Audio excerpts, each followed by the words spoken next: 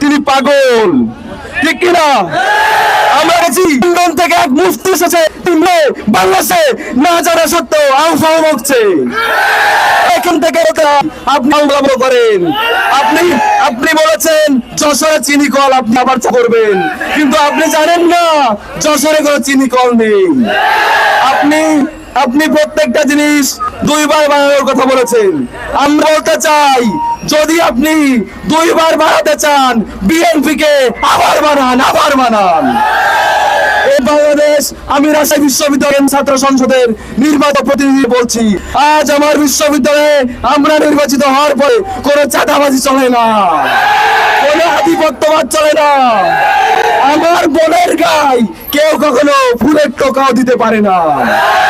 আজকে যারা আমার বোনের পেটে লাথি মারে, আজকে যারা আমার বোনকে নিয়ে ইজ্জত হানি করার চেষ্টা করে, শুনে রাখো, তোমাদের অবস্থা হবে এমন, লন্ডনে যাওয়ার আর সময় পাবা না। আমি বলে দিতে চাই, আপনি একটু টাইম দিবেন আমাকে।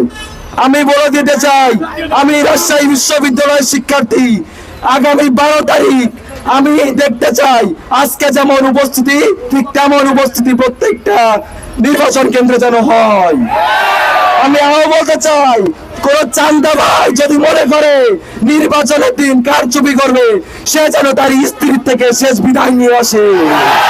সে যেন তার মাকে বলে আসে, আমার মা এই রাস্তায় গড়গড়ি খাবে। আমি বলে দিতে চাই, তারপরে আমরা সহনশীলের রাজনীতি বিশ্বাস করি। আমাদের এক ইচ্ছা হচ্ছে বাংলাদেশে ন্যায় ও ইনসাফ কায়েম করা।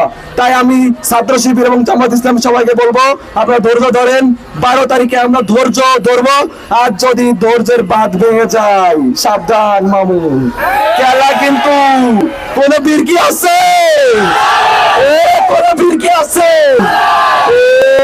সেই বীর আরো জোরে, তোমরা কারা, আমরা কারা।